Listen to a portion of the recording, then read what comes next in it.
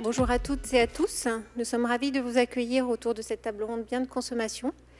Je suis Shamina Baidji. Au sein de Natixis CIB, j'accompagne les clients dans leur réflexion stratégique et je fais partie du Tech Hub dont a été annoncé le lancement très officiellement tout à l'heure. Les besoins de consommation ont beaucoup évolué ces dernières années, tandis que les modes de consommation, eux, ont également pas mal changé avec la crise. Certains ont plutôt souffert au niveau de leur business model, d'autres en ont bénéficié. Les entreprises, elles, ont accéléré l'utilisation des ressources technologiques pour diagnostiquer mieux ces besoins et s'adapter à cet environnement très mouvant. Pour un partage d'expérience aujourd'hui sur ce que les deep tech ont apporté, vont apporter, et nous donner un angle sur la transformation technologique dans différentes industries liées à la consommation. On a le plaisir d'accueillir aujourd'hui plein de personnes très touchées par ce sujet et qui vont nous partager leur expérience. Honneur aux femmes. Anne-Sophie Carrez. Anne-Sophie, vous êtes partenaire au sein du fonds Elaya depuis 2017 et vous participez au lancement des investissements en amorçage dans la Deep Tech. Vous avez structuré notamment le fonds Elaya Alpha 2 en partenariat avec l'INRIA. Alors je rappelle, l'INRIA, c'est l'Institut national de recherche en sciences et technologies du numérique. Samir Abellal, ici présent à côté de moi. Samir, vous êtes CDO à la Redoute depuis 2019. En passionné de la valeur qui peut être tirée de l'exploitation des données et fort de multiples expériences entrepreneuriales, vous êtes également copilote du chantier Data IA de la mission numérique des grands groupes, commandité par Cédrico qu'on a vu tout à l'heure, et Bruno Le Maire. Stéphane Lanuzel. Stéphane, bonjour. Vous êtes directeur du programme de la Beauty Tech de L'Oréal, un programme transverse à dimension internationale dont l'objectif est de faire de L'Oréal la toute première entreprise Beauty Tech. Vous maîtrisez les tenants et les aboutissants de l'industrie de la beauté et également tout ce qui a attrait à la transformation digitale et technologique, ayant occupé différentes positions que je ne rappellerai pas là, mais dans tous ces domaines depuis 15 ans. Last but not least, Grégoire de Tilly. Grégoire, vous êtes le CEO de La Ruche qui dit oui depuis 2018.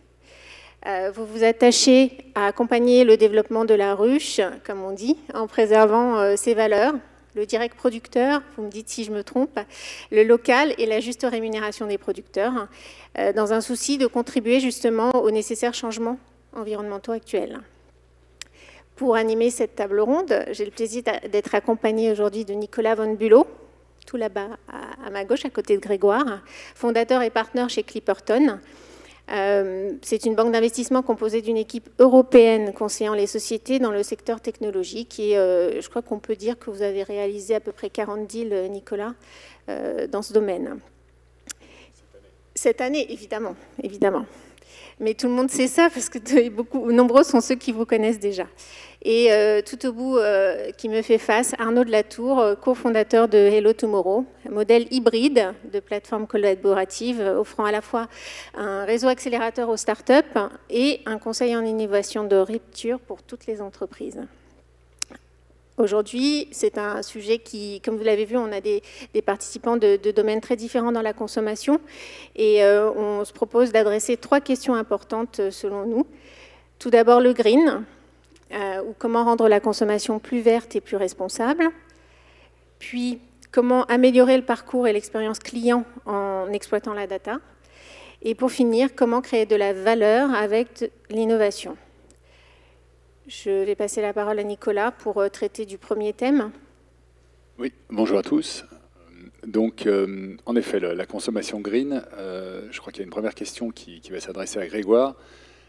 Le RSE et la consommation plus verte de façon générale, les nouvelles technologies peuvent aborder ça de beaucoup de manières différentes. Moi, ce qui m'intéresse dans le modèle de La Ruche, c'est vous êtes à la fois exposé côté producteur, donc les entrepreneurs de l'alimentaire, pour faire simple, et côté consommateur. De quelle manière est-ce que cette position de marketplace vous permet à la fois de travailler sur les RSE, sur la consommation plus verte dans le pays, du point de vue de la production, peut-être de l'amélioration de conditions de travail de la production et du suivi de la production, et du côté consommateur. Oui, bonjour, merci Nicolas. La ruche, on a 10 ans cette semaine. On s'est créé sur un principe qui est très très simple, c'est dire comment est-ce qu'on peut lier directement des producteurs qui cherchent à écouler correctement leurs produits et de bons produits et entre guillemets ne pas se faire massacrer par la grande distribution, et de l'autre côté des consommateurs qui justement sont à la recherche de ces bons produits-là et qui ont peu de moyens, j'allais dire, d'y avoir accès facilement. Donc on a vraiment, comme le disait Nicolas, créé une marketplace, mais qui est une marketplace un peu spécifique, parce que c'est une marketplace où il va y avoir un point de rencontre. Ce point de rencontre, c'est ce qu'on appelle une ruche. En fait, c'est un point de distribution avec des ventes hebdomadaires où le producteur va livrer ses produits aux consommateurs qui les aura commandés au préalable. Ce qui est intéressant, je pense, dans notre modèle, effectivement, c'est qu'on a dit, nous, nos 3 piliers, c'est bien sûr le local. La distance moyenne entre une distribution et un producteur, c'est à peu près 50 km. C'est le direct producteur, il n'y a pas d'intermédiaire. Et après, pour répondre à ta question, Nicolas, côté producteur, ce qui est important, c'est qu'il y a un vrai partage de la valeur qui est équilibré en faveur, bien sûr, du consommateur, mais aussi du producteur. C'est-à-dire que nous, en tant que plateforme centrale, on touche 11% de commission. Le responsable de ruche touche 9% de commission. Et donc, 80% de la valeur va aller chez le producteur. Si je compare par rapport à la grande distribution, il y a pas mal de catégories où c'est quasiment inversé. Et donc, en faisant ça, on est sûr que le producteur va être justement rémunéré, et on est capable de le faire, j'allais dire, à une échelle qui est extrêmement locale, en ayant un impact, j'allais dire, sur le territoire, avec un cercle vertueux, parce que du coup, comme le producteur est correctement rémunéré, il va rester implanté, j'allais dire, quelque part sur place, et il va rentrer dans un cercle vertueux pour améliorer sa production. Et après, côté consommateur, c'est extrêmement simple, c'est-à-dire qu'on lui donne la possibilité d'avoir accès à des produits en direct, il n'y a pas d'intermédiaire. Du coup, quand on dit qu'il n'y a pas d'intermédiaire, on va couper certains coûts. Et donc, même si on a un système logistique qui est peut-être un petit peu plus complexe, un petit peu différent et forcément moins efficace que la grande distribution, il va avoir accès pour le même prix à des produits qui sont de bien meilleure qualité. Pour creuser un peu plus, je voudrais juste approfondir un peu la question. Comme dans tous les domaines, le vert nécessite un back-office qui soit en place. Aujourd'hui, il me semble que ce qui s'est passé sur les 15 dernières années, que ce soit sur la mise en place des chaînes logistiques modernes, et notamment qui permettent à des sites web, à des petits producteurs, de diffuser leur production de manière simple, et sur le plan informatique, ont permis vraiment de donner les conditions de possibilité à cette nouvelle forme de RSE qui est finalement un lien direct entre le consommateur et le producteur. C'était quelque chose qui était annoncé par la grande distribution, mais finalement mis en œuvre sur un modèle très ancien, très centralisé. Est-ce que l'évolution de ce modèle plus décentralisé qu'on voit dans d'autres domaines du digital, quelque chose que tu juges important pour toi ? Alors nous, c'est intéressant parce que c'est dans le nom même de la ruche qui dit oui. Il y a peu de gens qui le savent, mais la ruche qui dit oui, le qui dit oui, ça veut dire que la ruche, qui est le point de distribution, a dit oui au producteur dans le sens où il y a un volume suffisant pour que ça soit rentable pour lui en termes de livraison. Et justement, je pense que ce qui est intéressant dans le modèle qu'on a développé, c'est qu'on a recréé une forme de logistique informelle qui fait qu'on va mettre à disposition des producteurs tous les outils informatiques de regroupement de commandes, tous les éléments de responsabilité quand on transporte des produits frais, d'optimisation de routes logistiques, qui fait que, je ne sais pas moi, le producteur d'œufs va se mettre d'accord avec le producteur de légumes pour se mutualiser la production, qui fait qu'ils vont faire une sorte de tournée, qui fait qu'on va être capable d'être rentable en logistique, sur, j'allais dire, des volumes qui sont beaucoup plus faibles que la grande distribution, alors qu'aujourd'hui, j'allais dire dans le passé, effectivement, le seul modèle rentable, c'était un modèle d'ultra-massification, et c'est pour ça que j'allais dire au prix de la tonne transportée, la grande distribution est imbattable, mais justement, avec des systèmes comme le nôtre, on est capable d'avoir des alternatives qui fait que ça fonctionne aussi. 2 mots peut-être sur le Covid. Vous êtes des e-commerçants ou vous participez à la chaîne e-commerce, donc très très affecté par ce qui s'est passé il y a un an. On est 1 an plus tard. C'est quoi les enseignements? Qu'est-ce qui va en rester? Est-ce que ça a accéléré les choses, transformé, modifié ce que tu pensais? Alors nous, on a eu un début de Covid qui a été assez difficile parce qu'on distribue les produits dans des points qui sont des points de vente qui accueillent du public, donc des restaurants, des halls, d'écoles, de mairies, de théâtres, et ainsi de suite, qui ont tous fermé. On a réussi, avec l'aide des préfectures, des mairies souvent, à trouver des lieux alternatifs. Et à partir du moment où on a trouvé ça, on a vraiment explosé. Je peux être assez transparent sur les chiffres. Avant Covid, on faisait 50 millions d'euros de volume, ce qui est déjà pas mal quand on vend des carottes et des tomates. Hein, c'est pas le même panier qu'un iPhone. On est passé à 100 millions. Donc là, on a vraiment complètement explosé. Ce qui est intéressant, c'est que la plateforme a encaissé, mais en fait, la plateforme, j'ai rajouté 3 serveurs chez Amazon et 4 personnes au service client. C'est-à-dire qu'on n'a pas eu à reconstruire des entrepôts, ainsi de suite. C'est justement l'intérêt de ces marketplaces décentralisés. Aujourd'hui, cette année, on va terminer, je pense, à 75 millions de volume. Donc j'allais dire, on a gardé la moitié des clients qu'on avait conquis, on a perdu l'autre moitié. Ça reste un solde, j'allais dire, assez positif si on se compare à une période pré-Covid.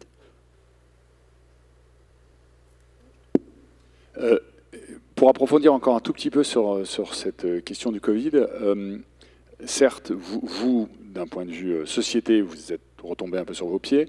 Comment tu vois tout ce circuit du e-commerce un peu RSE vert évoluer dans les années à venir, compte tenu de ça? Est-ce que des nouveaux modèles ont émergé? Est-ce que quelque chose de nouveau s'est présenté? Il y a clairement eu une prise de conscience, je pense, sur la nécessité de changement de nos comportements face à l'urgence climatique qui est devant nous. Après, je pense qu'il y a quand même un décalage immense entre ce que les gens pensent, ce que les gens prennent conscience et ce que les gens font réellement derrière.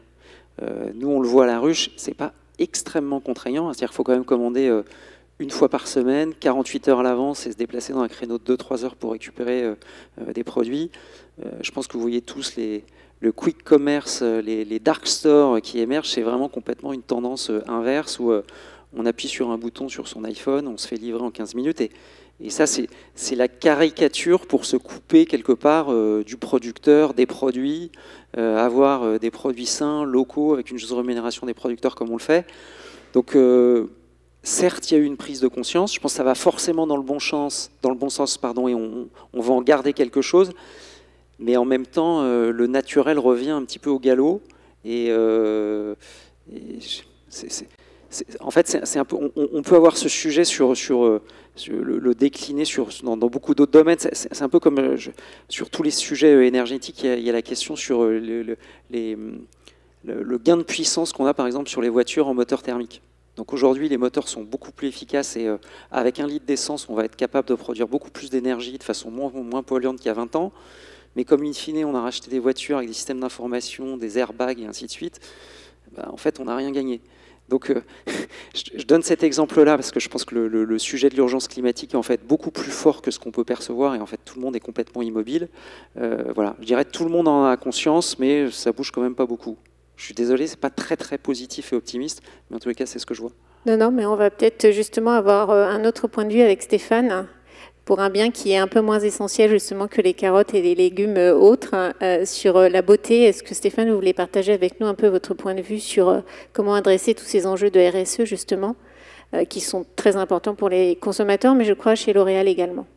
Je vais juste réagir sur le bien moins essentiel, parce que le Covid, justement, c'est un des les learnings du Covid, où effectivement les produits de beauté, on a réalisé que c'était un bien essentiel parce que l'estime de soi dans cette période-là est un élément important. Je ne vais pas vous contredire là-dessus. Donc c'était juste pour là-dessus. Non, effectivement, les enjeux climatiques et les enjeux environnementaux sont absolument clés pour nous.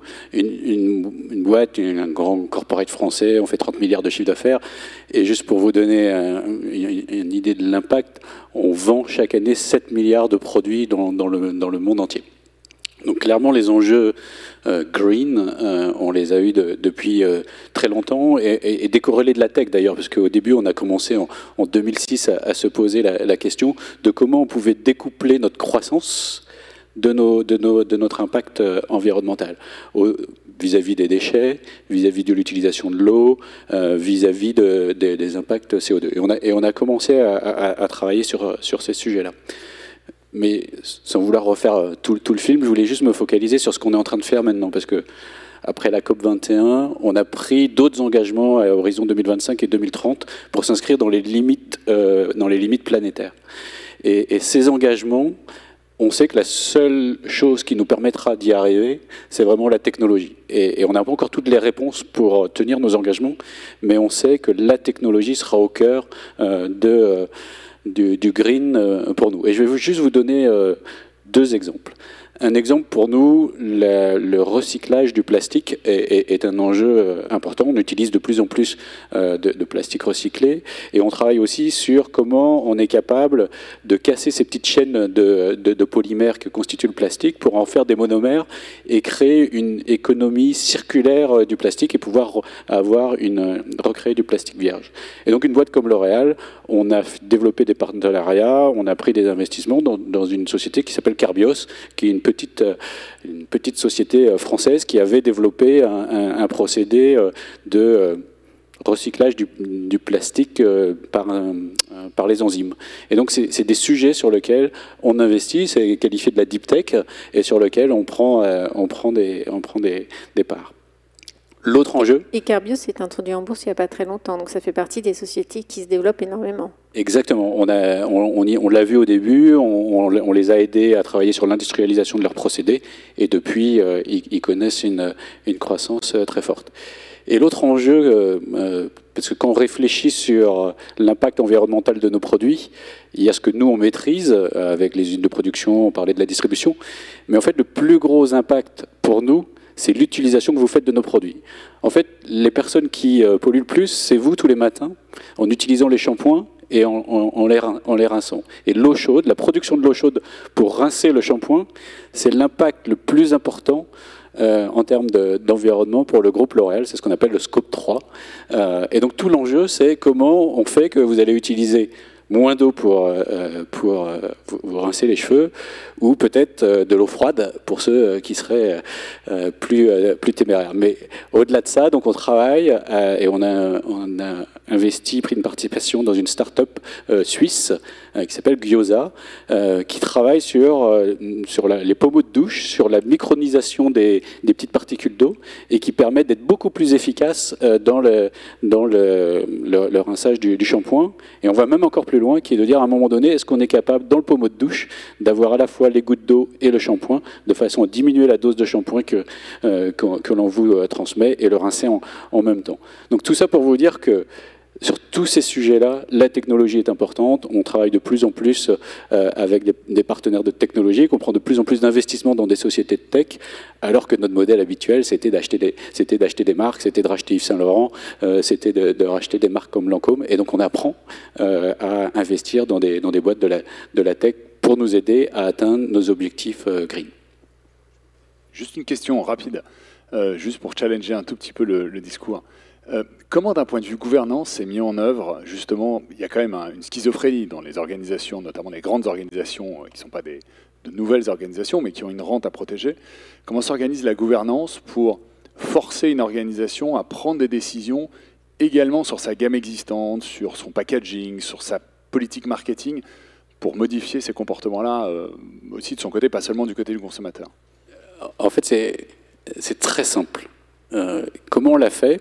Et on a, pour chaque produit que l'on développe, on mesure l'éco-score du produit. C'est-à-dire qu'on est capable de dire ce produit-là a tel score, et qui tient compte des émissions CO2, de la quantité de déchets, de l'eau. Et dans les objectifs des patrons de marque, ils doivent avoir 100% de leur lancement qui améliore le score des produits qu'ils remplacent. Et donc dans le bonus d'un patron de marque chez L'Oréal, il y a l'impact environnemental de ces produits. Et c'est comme ça. Simple, en effet. C'est comme ça qu'on y est arrivé, parce que par définition, dans l'évaluation d'un patron de marque, il y a l'aspect environnemental. Et vous avez des shampoings, des savons solides, des choses comme ça ou... On a développé des shampoings solides sur la marque Garnier. D'accord, super. Voilà, donc là on a parlé beaucoup de ce que finalement le consommateur cherche aussi, à savoir des produits un peu plus clean, plus green. mais ils recherchent encore plus la personnalisation du service. Et de ce point de vue-là, l'exploitation de la data est quand même un élément clé aujourd'hui pour toutes les entreprises qui s'adressent à des consommateurs. Anne-Sophie, d'un point de vue justement investisseur peut-être cette fois-ci, quelles sont les technologies, les applications qui sont notamment les startups que vous suivez au niveau d'Elaya, quelles sont les plus intéressantes aujourd'hui? Alors, chez Elaya, depuis 2003, on investit dans des startups innovantes et en particulier beaucoup dans le secteur du digital et du digital pour le retail tech, avec un certain nombre de boîtes qui ont très bien marché, notamment Criteo et Miracle. Alors la data, c'est devenu absolument clé dans la relation entre les grands groupes du retail et leurs clients. Donc on a besoin, et nous dans notre focus d'investissement, nous employons à identifier des boîtes qui vont travailler sur cette data, collecter, travailler la data, et principalement qu'est-ce qu'on fait sur ces data? On se rend compte que c'est pertinent de faire tourner des robots ou des modèles d'intelligence artificielle. Et quand vous avez les deux, une bonne collecte de data et des robots d'AI, alors il y en a toutes sortes, hein, chez nous c'est 70% du portefeuille, eh bien, vous commencez à rentrer dans la capacité à faire du ciblage, de la personnalisation d'offres. Donc, on a 70% de notre portefeuille, je disais, qui est en intelligence artificielle chez Elaya. Il y en a deux qui me marquent particulièrement dans le contexte de cette journée sur le retail tech. D'abord, il y a une société qui s'appelle Miracle, qui a fait beaucoup parler d'elle ces derniers jours, puisqu'elle a fait une très belle levée de fonds avec une valorisation post-opération à 2,7 milliards auprès d'un fonds américain. C'est la deuxième fois qu'ils font un tour de licorne comme ça. Miracle, c'est une marketplace, c'est une solution logicielle qui développe des plateformes en marque blanche et qui permet aux retailers, en fait, deux choses qui étaient très nouvelles au moment où ils ont lancé le produit. Premièrement, la convergence entre le magasin physique et le magasin virtuel, c'est-à-dire que le client qui rentre dans un magasin physique, s'il ne trouve pas sa paire de souliers aux Galeries Lafayette, eh bien, le vendeur des Galeries Lafayette dans le magasin va tout de suite se connecter à la plateforme en marque blanche Galeries Lafayette, qui est en fait une plateforme Miracle, et va trouver les souliers désirés par le client online et transformer la vente et lui faire livrer le lendemain. Donc en fait, le client qui va s'être déplacé au magasin physique Galeries Lafayette, il va toujours transformer la vente grâce à la plateforme. Donc ça, c'est la première proposition de valeur de Miracle, et c'était tout à fait nouveau. Et la deuxième proposition de valeur, c'est ce fameux travail sur la data qui permet de remonter des infos en temps réel sur le core business. Et ça, il y a un de leurs premiers clients avec qui ça avait été vraiment frappant, c'était Accor, qu'ils avaient employé au début pour leur magasin interne de fourniture de consommables pour les hôtels, à savoir le papier, le savon. La plateforme Miracle, c'est des gens qui exécutent extrêmement bien, et ils se sont rendus compte très vite que ça remontait en temps réel les informations clés sur le taux d'occupation des chambres d'hôtel. Parce que qui dit un hôtel ne commande pas de savon et de papier, dit l'hôtel est vide. Et en fait, en quelques semaines, ils ont décidé de churner, de remplacer leur magasin de vente du core business, c'est-à-dire les nuitées. Donc les magasins de vente des nuitées online, chez Accor, du jour au lendemain, ça a été confié à Miracle. Donc voilà une société qui est typiquement un enabler qui permet à tout grand retailer de rester compétitif durablement avec une logique de plateforme face à des gens comme Amazon. Ça permet à tout retailer de fonctionner comme un Amazon. Donc ça, c'est vraiment transformant pour le cœur de métier. On peut citer un autre client prestigieux de cette boîte, c'est L'Oréal, justement, mon voisin de droite, avec leur rachat d'un grossiste pour les coiffeurs aux États-Unis. Et ce grossiste a eu l'idée géniale d'utiliser la plateforme Miracle pour construire des plateformes pour ses clients coiffeurs, afin que les clients coiffeurs vendent leurs produits directement à leurs clientes. Donc on voit que la solution Miracle a vraiment des multitudes d'applications B2B avec toujours la data au cœur.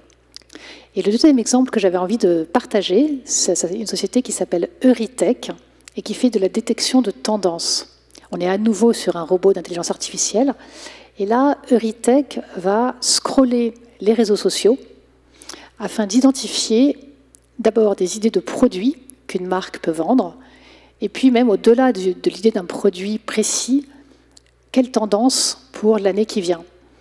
Alors cette société a aussi des grandes maisons comme clients. Ils avaient commencé avec la maison Dior, en repérant une mannequin, je crois, qui avait ressorti un sac à main d'une collection d'il y a 20 ans, qui s'appelait le Saddlebag, et qui avait commencé à se photographier, à poster ça sur les réseaux sociaux. Et Eurytech, en remontant toutes ces données très méticuleusement, s'est rendu compte qu'il y avait des milliers de personnes sur les réseaux sociaux qui commentaient sur le saddlebag de cette personne, à quel point il était désirable. Et en fait, Eurytech est allé voir la maison Dior avec cette info et ces datas impeccablement collectées, est allé leur dire on vous suggère de relancer le produit. Et donc, de cette manière, ils ont ressorti la gamme de produits qui a immédiatement marché, et même plus. La solution Eurytech ensuite a donné du feedback en temps réel. À mesure que les produits ont été écoulés, les clientes se reprenaient en photo avec le produit et d'autres potentielles marques d'intérêt se manifestaient en donnant un feedback sur le sac est trop grand, il faudrait faire le sac en tissu. Et donc finalement, ça fait plusieurs années que cette maison réédite ce sac avec des modalités qui sont quasiment suggérées par les clients. Oui. Je pense que c'est très intéressant. Je pense qu'on a deux groupes là qui pourraient réagir. Je vois que Stéphane voulait réagir peut-être un petit peu. Peut-être pour renforcer ton point sur Miracle et qui est cette notion de marketplace. Et on pourrait se dire, un grand groupe comme le nôtre, on serait plutôt client de Salesforce, de ce type de très grosses solutions. Mais je pense que l'exemple que tu indiques sur lequel on a utilisé Miracle, c'est un exemple de shift de marché très rapide. Le marché de la coiffure aux États-Unis, avant, on avait des salons comme clients. On servait des salons, un nombre limité de salons. Et le marché a shifté en quelques mois d'un business de salon à un business de styliste. Donc la personne importante, c'est plus tellement le propriétaire du salon, mais le coiffeur qui va aller coiffer à domicile, qui va ne plus être affilié à un salon, mais qui va aller travailler dans plusieurs salons.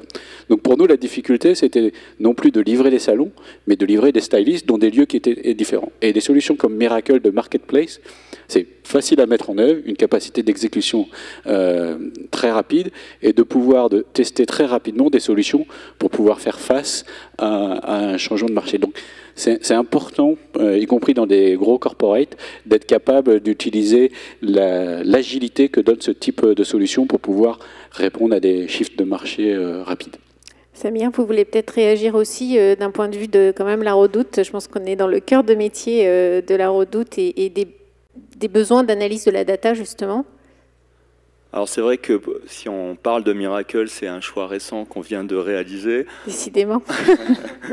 On a développé notre première marketplace en interne. Et il se trouve qu'effectivement, ce n'est pas cœur business pour nous. On a décidé finalement, parce que nous, on a une marketplace, mais aussi nos propres produits, on se concentre sur ce qu'on fait le mieux. Et on a finalement décidé de renoncer à notre propre plateforme pour faire le choix de Miracle, qui est finalement une plateforme beaucoup plus scalable, etc. Donc à l'issue d'une investigation, on a fini par choisir Miracle. On a des concurrents, enfin concurrents entre guillemets, pour lesquels c'est le cœur business et donc qui développent leur propre plateforme et qui s'apprêtent à les vendre. D'ailleurs, ils nous ont appelés, je ne donnerai pas de nom, mais ils nous ont dit vous n'êtes pas sympa, surtout qu'on s'entend très bien avec eux. Et on leur a dit bon, on a préféré Miracle parce qu'on a fait attention à notre choix. Mais voilà, nous, on a décidé de renoncer à notre propre plateforme pour faire le choix de cette plateforme qui nous semble vraiment très, très performante. Et alors, à quel moment donné ou sur quels critères se fait ce choix, justement, de passer à une technologie externe, donc aller chercher cette compétence-là ailleurs, alors que vous l'aviez commencé à développer cela en interne? Qu'est-ce qui fait qu'on se dit, finalement, on va passer par l'externe? Alors je vous avoue que moi, quand je suis arrivé dans l'entreprise, je me suis rendu compte que c'était assez chaotique. C'est-à-dire qu'en fait, on faisait des choix, soit de développement de choses en interne, mais sur une base qui m'échappait totalement, soit effectivement d'acheter des produits sur une base aussi qui m'échappait. Et en fait, moi j'ai proposé, avec Nathalie Bala, etc., qui est la présidente de la Redoute, un framework, Make or Buy, où on a essayé de structurer finalement cette démarche. Et on s'est demandé dans quelle mesure l'achat de dispositifs on the shelf déjà matures, prêts à être utilisés, existaient et avaient vocation à être déployées chez nous, et des choses qui avaient vocation peut-être à être développées, qui étaient plus stratégiques pour nous, d'un point de vue concurrentiel par exemple, et qui avaient vocation à être développées chez nous. C'est-à-dire que ça, c'est quelque chose qui arrive assez régulièrement. Je suis passé dans d'autres entreprises avant, je pilote beaucoup d'équipes data, et si vous demandez à un data scientist de faire le choix de ce qu'il développe, il va s'amuser à vous faire un réseau de neurones pour faire de la reconnaissance d'image, sauf que moi, ça me coûte quelques centimes d'euros en utilisant des dispositifs existants, et j'ai plutôt vocation à mettre le poids du corps et les efforts là où ils auront un effet sur justement la stratégie de l'entreprise, notre différenciation du point de vue de la concurrence, etc. Donc on a mis en place ce dispositif. Et désormais, quand on a un problème, on se pose cette question, ces termes. Est-ce que ça existe déjà? Est-ce que c'est mature? Est-ce que c'est stratégique pour nous? Et après, si ça n'existe pas, on continue quand même à se poser la question. On se dit, est-ce qu'on a vocation à financer la R&D d'une start-up? Et ça, si c'est stratégique pour nous, on ne va pas le faire. C'est-à-dire qu'on va s'atteler à se doter des bonnes ressources et à développer les choses en interne. Alors, je peux peut-être commenter sur ce que tu viens de dire, Samir. Cette question à se poser de est-ce que j'investis en interne ou pas, elle me semble tout à fait clé, et un bon critère pour y réfléchir, c'est la taille du marché de la marketplace. Quand tu vois que la marketplace a un marché massif et que ça permet que l'ancienne start-up Miracle devienne une multinationale, elle a une qualité d'exécution digne d'une multinationale, absolument imbattable. Ça devient un vrai business en soi. Et comme tu dis, ce n'est pas nécessairement le business de la Redoute. Et donc, il y a un moment, il faut mieux acheter le produit sur étagère. Quand tout le monde débute, ben, toi, tu débutes en interne, Miracle débute. Quelques années après, quand ils sont vraiment rodés et qu'eux ne font que ça, ils sont bien meilleurs que nous tous. Exactement. Stéphane voulait peut-être réagir, et d'ailleurs je viendrai sur un exemple justement en termes de temps et d'évolution. Tout le monde, je crois, ici connaît l'application Modiface de L'Oréal, qui a été lancée en 2018. Il y a quelques années qui se sont passées, et justement cette évolution-là, qu'est-ce qu'elle vous apprend? Et ça rejoint un petit peu la question d'Anne-Sophie aussi, en matière de taille, d'évolution et finalement de priorité. Effectivement, et pour rebondir sur ce que tu disais, parce que tu disais, entre guillemets, l'analyse d'image ou le traitement d'image, c'est pas cœur de métier, et je vais pas investir sur ce sujet-là. Nous, on a fait le choix inverse, et je vais l'expliquer pourquoi, puisqu'en 2018, on a effectivement acquis à 100% ce qui était une start-up canadienne qui était leader mondial sur le traitement d'images et notamment sur tout ce qui était réalité augmentée autour du maquillage virtuel. Parce que pour nous, l'analyse d'image du visage pour détecter les premiers signes de vieillissement de la peau, pour poser un diagnostic de peau, c'est absolument au cœur de métier. Et d'ailleurs, c'est la combinaison du savoir-faire de ces data scientists qui avaient développé des algorithmes de détection de ces premiers signes de vieillissement de la peau, combinés avec les centaines de recherches que l'on a chez L'Oréal et les data que l'on a, qu'on a été capable de faire des algorithmes très précis de diagnostic de la peau, donc de recommandations, donc de prescriptions, et qui permettent d'améliorer la conversion de vente de produits. Donc c'est là où nous on fait le choix inverse, qui est de dire on va intégrer cette technologie parce qu'on veut la développer. Et si je peux faire, tu dis choix inverse, mais en fait c'est presque le même choix, parce qu'effectivement vous avez fait le choix parce que c'est core business pour vous et c'est stratégique, et pas nous effectivement. Et pour reprendre mon exemple de tout à l'heure, par exemple c'est Discount qui fait de la marketplace, eux ont fait le choix, malgré Miracle, malgré l'existence d'une offre, de quand même développer en fait cet aspect-là. Donc effectivement je te rejoins et je comprends que vous ayez fait ce choix. Et ce que je veux dire par là, c'est qu'effectivement, finalement, la démarche est la même. C'est-à-dire que vous avez fait ce choix parce que c'est core business pour vous et que c'est important pour vous. Exactement. Et juste pour revenir sur ta question concernant ce que l'on fait avec Modiface quelques années après, donc effectivement on a continué à développer le portefeuille produit, mais pour nous, l'intérêt, pour revenir au sujet de la data, en fait, ce type d'application, c'est énormément de données. C'est énormément de données sur nos consommateurs, parce qu'en fait, tous ces outils que l'on développe, ce sont des services. Et quand on développe un service de diagnostic, on crée un lien assez fort avec le consommateur qui va l'utiliser de manière répétée. Et donc, on est capable de voir des typologies d'utilisation, de récupérer de la donnée au consommateur qui nous sert avec un peu de CRM pour les activer d'une marque à l'autre, mais qui nous sert aussi pour enrichir notre recherche. Et sur un exemple assez simple, la notion d'inclusivité est très importante pour nous. De plus en plus, on doit, quand on lance une gamme de maquillage, s'assurer qu'on développe pour tous les types de peau, toutes les couleurs de peau. C'est un sujet très important. Et ces outils de diagnostic, par exemple de couleurs, ça nous permet de voir là où on a des trous dans notre offre et là où il y a des besoins sur lesquels les consommateurs ne sont pas toujours satisfaits. Et donc de nourrir la recherche et donc de nourrir le portefeuille de développement produit. Donc il y a cette boucle vertueuse de la donnée où on réutilise des données que l'on récupère via les services qui nous permettent encore d'améliorer le service.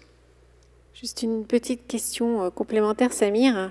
Du coup, vous nous avez exprimé pourquoi avoir recours à de la technologie extérieure sur des choses qui ne sont pas core business. Est-ce que vous voulez partager avec nous, au contraire, une expérience de quelque chose qui est vraiment core business pour la Redoute et que vous avez développé plus encore grâce aux technologies?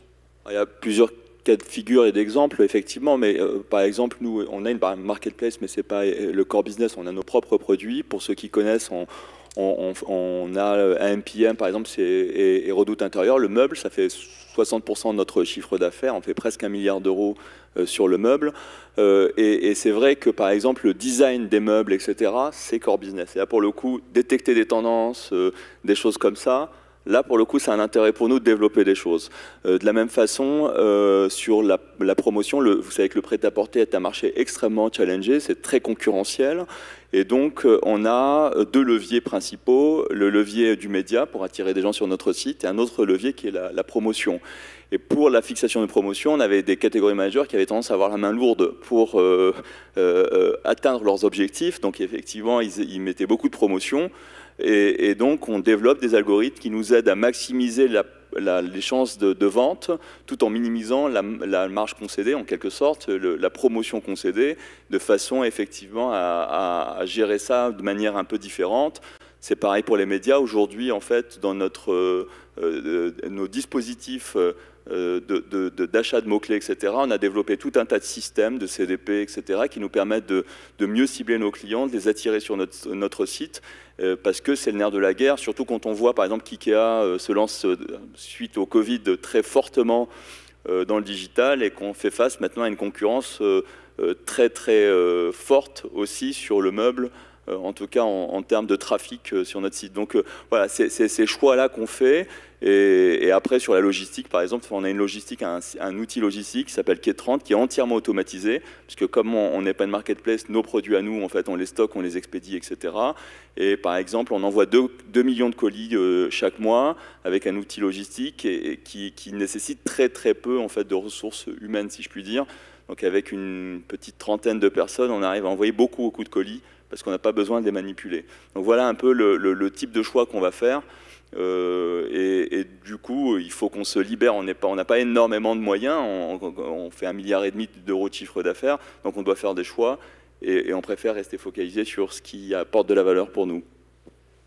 Pour poser une question un peu plus provocatrice, in fine, la technologie permet, on l'a vu à travers tous les débats là, depuis tout à l'heure, la désintermédiation depuis le début. Les marketplaces à une dizaine d'années maintenant. Les DNVB permettent un accès direct consommateur. On parlait de L'Oréal qui vient concurrencer un magasin finalement en distribuant directement demain peut-être aux consommateurs. Enfin, c'est le cas d'ailleurs. Est-ce que le risque pour des groupes comme vous, in fine, n'est pas finalement de devenir au fond des logisticiens? Simplement des logisticiens? C'est presque déjà le cas. Hein. Quand vous regardez les brevets d'Amazon, par exemple, on les étudie régulièrement. Pardon ? Oui, c'est le cas d'Amazon. C'est le cas d'Amazon, c'est ça. Ma question. On étudie régulièrement parce que les brevets, c'est facile, hein, il suffit d'aller regarder, ils sont publics. Et ils déposent énormément de brevets, parfois farfelus. On voit des drones et des choses, on se dit que si ça nous tombe dessus, ça peut être très dangereux. Mais c'est vrai que... Et ça peut être très bruyant aussi, si on avait des drones partout dans la vie. Toujours est-il que c'est vrai que le commerce, le e-commerce en particulier, est beaucoup un métier de logistique.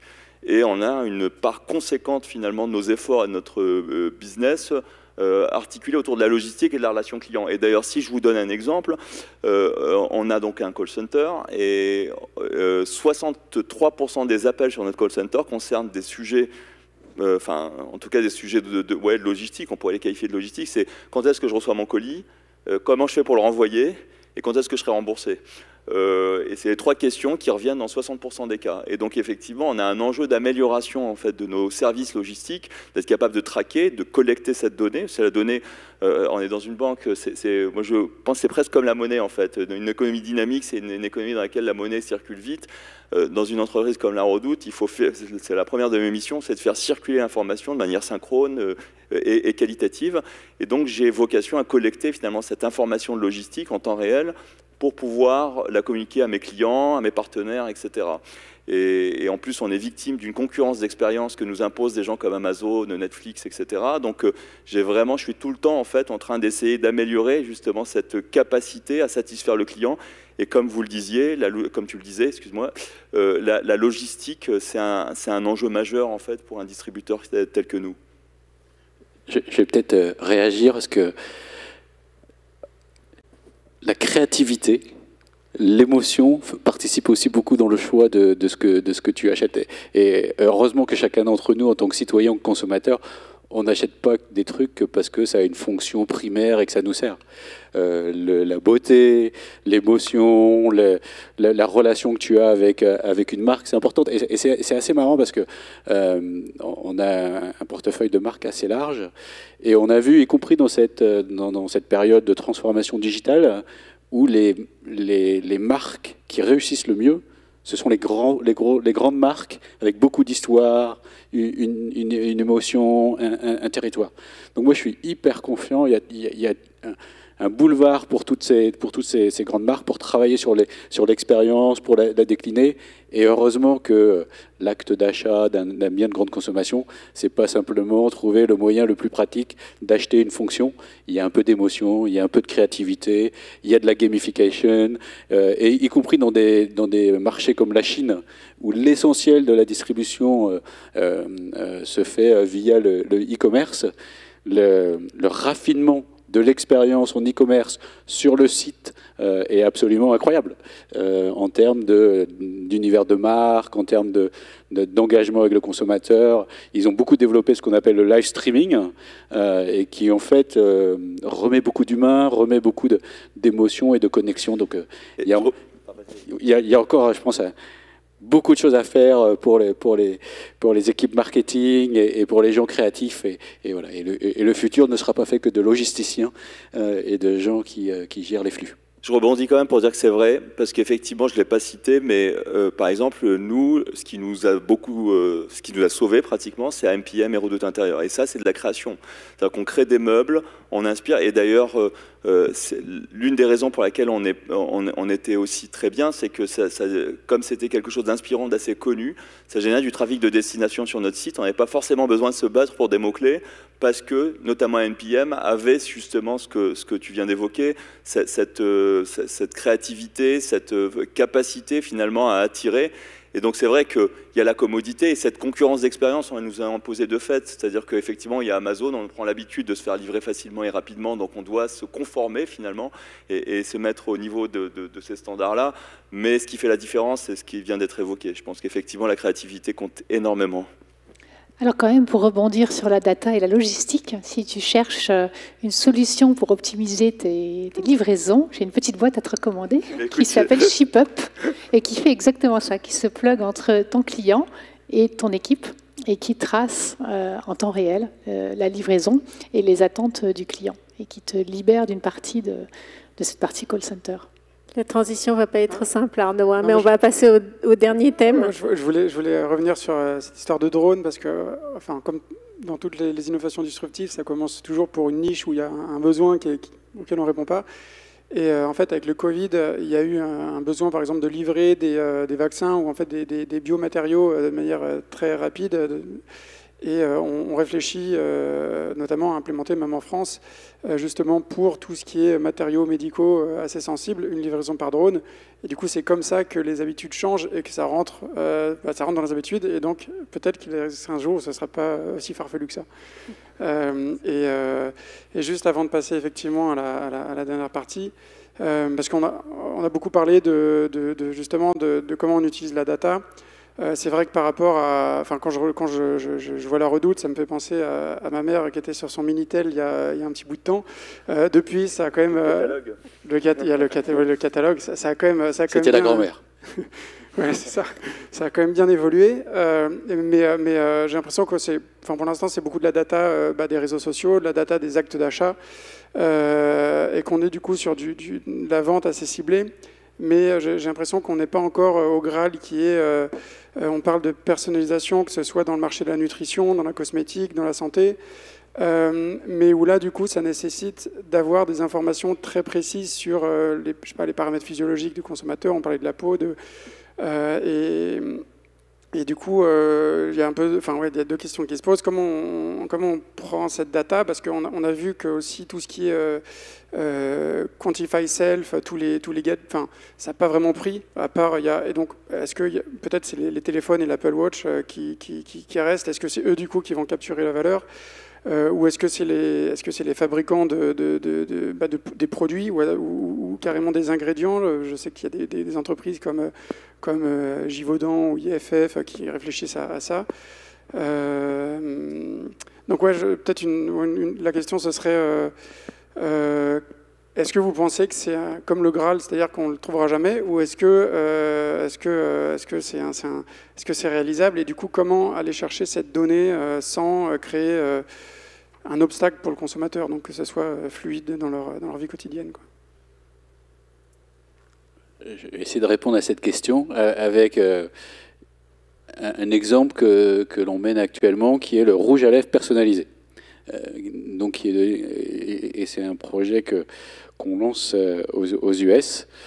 Déjà, pour répondre à ta question sur le self-quantified, ma grande conviction, et c'est là-dessus qu'on travaille, qui est de dire, en fait, l'outil de mesure que l'on utilisera tous, c'est celui qu'on a déjà, c'est-à-dire le smartphone. Donc tout le travail, y compris pour des boîtes comme les nôtres, c'est comment on travaille avec les constructeurs de smartphones pour intégrer des éléments qui vont nous permettre de récupérer de la donnée qualifiée, qui va nous permettre de faire de l'analyse de peau. Donc de plus en plus, on travaille sur l'analyse de selfies et de photos classiques prises par le smartphone. Donc ça répond à l'obstacle outil de mesure. Après, donc et c'est relativement facile, développer une petite machine qui sera commercialisée pour $299 et qui permet de te faire ton rouge à lèvres personnalisé. C'est-à-dire, c'est comme les imprimantes et comme la peinture, hein. Tu viens doser des colorants et tu mélanges et tu l'appliques. Tu peux scanner le superbe rose d'Anne-Sophie et avoir cette couleur-là. Donc c'est faisable. Technologiquement, on n'est pas encore passé à l'échelle là-dessus. Et donc, pour reprendre ton point sur les technologies disruptives, je ne sais pas si c'est le début de quelque chose qui va prendre beaucoup d'ampleur ou si ça restera toujours un marché de niche. Mais en tout cas, ça existe et je pense qu'il n'y a pas beaucoup de... Enfin, les barrières technologiques tombent petit à petit. Il n'y a pas de... Tu vois, c'est pas comme la voiture autonome dont vous parliez auparavant, sur laquelle tu sens qu'il y a encore beaucoup de progrès à faire. Là, les technologies sont relativement matures. C'est plus une question de tester l'appétit du marché et de se dire qu'un jour, ça va partir. Donc, à suivre. Oui, j'ai un commentaire. Par exemple, pour la mesure des constantes médicales, on a investi dans eVirtual qui te transforme un selfie en stéthoscope. Donc c'est par la caméra de ton téléphone, il faut qu'il ait moins de 4 ans. Et en fait, la solution, c'est un soft qui va analyser l'onde lumineuse réfléchie, qui est récupérée par le téléphone et qui s'est réfléchie sur ta peau. Et en fait, la façon dont la peau réfléchit l'onde lumineuse dépend des influx sanguins dessous, de saturation d'oxygène, etc. Et donc l'algo, qui a été développé depuis plus de 10 ans avec des chercheurs d'INRIA et des médecins, l'algorithme est capable d'en déduire des constantes médicales. Donc c'est bien pratique, par exemple, pour un marché qui a explosé aussi pendant le Covid, les consultations Doctolib en ligne, par exemple.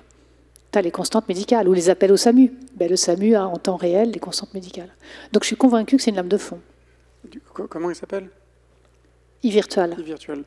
Et du coup, pour Stéphane, quand vous travaillez avec, je ne sais pas si c'est Apple ou Samsung, forcément, vous avez intérêt à ce qu'il y ait ce marché qui se crée. Mais est-ce qu'il y a des discussions, enfin, peut-être que vous ne pouvez pas en parler, mais comment ensuite la valeur est partagée, parce que qui va capturer la majeure partie de la valeur entre les fabricants de téléphones, ceux qui font les applis, ceux qui font les produits et qui les livrent aux consommateurs? Je ne vais pas répondre à cette question-là parce que ça fait l'objet de discussions et de partenariats, mais juste, on a des discussions avec les constructeurs de smartphones, on a aussi des discussions avec les Microsoft quand ils ont des applications type Teams pour voir ce que l'on peut imaginer ensemble. Donc de plus en plus, on a des discussions de partenariat technologique avec ces grands acteurs et on n'est pas... Ces discussions avec ces partenaires ne sont pas uniquement sur des questions de réseaux sociaux ou de publicité en ligne. On a des vraies discussions sur des technologies sous-jacentes pour nous permettre de développer des services. Oui, je voulais rebondir vraiment rapidement là-dessus. Effectivement, c'est quelque chose... j'ai passé une dizaine d'années chez Publicis et on avait cette volonté justement de faire ce que tu évoquais. Et c'est vrai que moi, ce à quoi j'avais été confronté à l'époque, c'est que ce n'était pas une question de mesure. C'est-à-dire qu'en fait, en médias notamment, on arrivait à traquer assez finement les comportements des clients. C'était notre capacité à mettre en face finalement d'un portrait ou d'un profil de client ou d'un besoin, une offre qui correspondait à l'analyse. Et c'est vrai qu'au départ, on était un peu démunis, c'est-à-dire qu'on analysait très finement les comportements et on n'avait pas de profondeur et de largeur d'offres suffisante. Et est apparu en fait ce qu'on appelle la DCO, c'est-à-dire du hachage de contenu qui nous permet de recombiner des contenus de manière très précise et proposer quelque chose qui correspond vraiment à la mesure. Donc effectivement, moi je suis pas inquiet, je pense que, et l'exemple de L'Oréal l'explique aussi, c'est que petit à petit, je pense qu'on va arriver à non seulement mesurer ce qui doit être mesuré et à offrir en fait des produits de plus en plus personnalisés. Je pense qu'on y arrivera. Ok. Et je pense que ce soit des entreprises matures ou des startups, on voit qu'il faut travailler avec pas mal de partenaires pour arriver à apporter ces solutions sur le marché. Et du coup, entre Miracle, avec qui par exemple vous avez travaillé, alors je ne sais pas pour L'Oréal, mais sinon pour vous, quand elles étaient déjà passées au statut de licorne quasiment, et le premier cas d'usage pour le recyclage du plastique, où là j'ai l'impression que c'était beaucoup moins mature. Du coup, peut-être une question pour Anne-Sophie, c'est quelle va être... est-ce qu'il faut attendre que la start-up soit déjà passée à l'échelle pour réduire le risque, ou quelle va être, disons, la valeur à travailler avec la start-up quand elle est encore peu mature et où finalement on les aide un petit peu à faire leur R&D, à faire leur premier cas d'usage, parce que c'est plus risqué. Quel va être l'intérêt, la valeur créée pour un grand groupe? Immense. Donc nous, on investit dans des start-up dès la création. Donc on est absolument convaincu qu'il y a une valeur importante sur les entreprises très early stage. Alors, ce qu'on dit à nos investisseurs, quand la boîte est vraiment très très jeune, ce que ça a d'inspirant pour vous, quand on vous présente les portefeuilles, c'est justement le côté détection de tendance. On le sait maintenant, tout le monde en est convaincu, beaucoup d'innovations importantes sont nées chez des startups. Et quand on s'intéresse à une start-up encore jeune, encore dans sa phase de risque, quand le go-to-market n'est pas complètement prouvé, eh bien, on a la chance, peut-être, d'assister à l'éclosion d'un breakthrough. Donc, ce côté détection de tendance, on le trouve bien avec les équipes de Venture Capital, parce que c'est notre métier, tout simplement. C'est notre métier de screener des milliers de startups par an et de décider de s'arrêter sur on doit faire 15-20 deals par an chez Elaya, et c'est cette série-là dont on se dit, ça nous semble tout à fait transformant. Et du coup, ce qu'on fait, c'est que 2 fois par an, on organise des comités stratégiques avec nos investisseurs corporate pour leur partager nos grandes impressions des tendances de l'année. Par exemple, on a vu arriver, évidemment, comme tout le monde, la FinTech. Ça nous a semblé important de faire un peu un réveil des consciences chez nos investisseurs au cas où certains seraient moins informés. On en a fait un autre dernièrement sur justement la plateformisation de l'économie ou le digital pour la santé. Donc c'est une façon de leur permettre de s'informer sur les tendances avant même qu'on ait du deal flow des startups. Ensuite, l'étape d'après, c'est donc il y a une start-up très jeune. Quand on rencontre nos investisseurs régulièrement, on leur partage sur notre portefeuille naissant. Donc on va leur dire, tiens, j'ai cette boîte qui fait de la mesure de la fatigue de la peau de la personne. Est-ce que ça t'intéresse? Tu vas me dire, oui, ça m'intéresse, mais enfin, ils sont un peu débutants, tes gars, c'est un peu le bazar. Donc je ne vois pas comment une maison comme nous peut travailler avec eux. Mais dans quelques mois, s'ils ont vraiment été capables de packager un vrai produit, là, tu m'en reparles. Donc voilà comment un investisseur peut préparer une relation avec un futur fournisseur. La deuxième étape, au-delà de l'attendre, c'est co-développer un produit. Quand un grand groupe fait la confiance à une petite boîte d'être parmi ses premiers clients, en général, c'est le client le mieux servi. Et du coup, pour les grands groupes qui ont cet aspect très innovant, et là on en a des exemples extraordinaires, quand on a la chance de pouvoir travailler comme ça avec une petite boîte, vous voyez, Accor qui a aidé Miracle à démarrer, je pense que c'est un des clients les mieux servis par Miracle, c'est indéniable. Et du coup, c'est le troisième point, ça donne au grand groupe une avance concurrentielle durable. Parce que finalement, il n'est pas propriétaire de la solution, mais enfin quand même, il a eu tout un design à façon, rien que pour lui, en premium, souvent à bas prix, donc il est durablement bien positionné grâce aux produits. Et puis enfin, il y a ceux qui veulent faire du M&A. Donc suivre des portefeuilles de jeunes boîtes tôt dans la vie de la boîte, ça crée quand même une relation. Souvent en M&A, ça va être quelqu'un qui était vaguement client. Donc c'est aussi intéressant pour le groupe d'avoir eu cette info. Donc voilà, en conclusion, c'est accès à un actif prime, donc qui est la bonne idée, au bon moment, et au bon moment dans le sens où comme c'est juste au moment du go-to-market, finalement c'est pas cher. C'est des boîtes pas chères, donc travailler avec elles au démarrage, ça va faire des contrats de co-développement avantageux, et ça va faire encore plus de créateurs de valeur pour le groupe. Pas cher, j'espère quand même qu'il y a de quoi les faire vivre et les faire se développer un petit peu. Du coup, quand on parle de création de valeur, bon, les preuves de concept, c'est bien, mais il faut passer à l'échelle.